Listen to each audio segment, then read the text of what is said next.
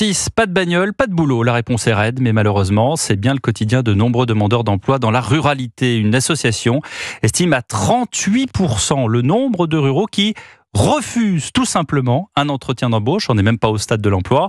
Pourquoi ? Eh bien, parce que tout simplement, ils n'ont aucun moyen de mobilité. Mathis Tropini. Oui, la voiture, c'est un indispensable lorsque vous grandissez loin des agglomérations. Dans cette enquête, on apprend que 70% des jeunes ruraux sont dépendants de leur voiture. La faute aux difficultés de transport, plus de la moitié disent être mal desservis par les bus ou par les trains. Et dans un marché de l'emploi déjà compliqué, la menace, elle est directe. Les 2/3 des jeunes ruraux ont peur de perdre leur emploi en cas de défaillance de leurs moyens de transport. Et même lors d'un entretien d'embauche, c'est souvent la première question qu'on leur demande. Avant de regarder leur CV, on leur demande s'ils sont véhiculés ou non. Alors pour Salomé Berliou, présidente de l'association Chemin d'avenir, les jeunes des campagnes sont clairement désavantagés par les problèmes de mobilité.